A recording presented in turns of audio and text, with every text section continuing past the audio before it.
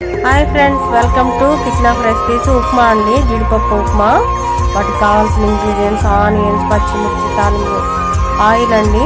కొద్దిగా oil జీడిపప్పును gold colour వచ్చేంత వరకు వేయించుకోవాలి. అవి వేయించుకొని పక్కకు తీసి పెట్టుకుందాం ఫ్రెండ్స్.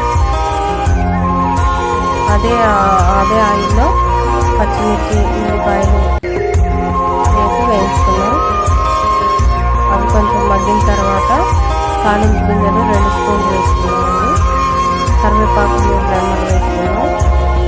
వేసి మంచిగా మగ్గేంత వరకు వేయించుకున్నామండి.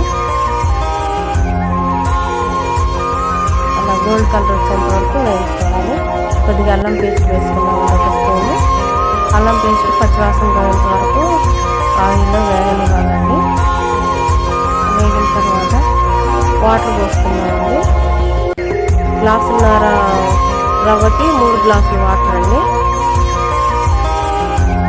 బాగా మరిగించుకోవాలి వాటర్ని. సాల్ట్ కొద్దిగా వేసుకున్నాము.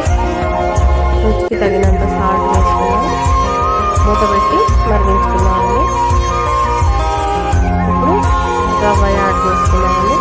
రవ్వ కొద్దిగా వేసుకుంటూ కలుపుకోవాలి ఫ్రెండ్స్, లేకపోతే గడ్డ కడుతుంది, ఉండలు ఉంటుంది అనమాట. అది కలుపుతూనే ఉండాలి.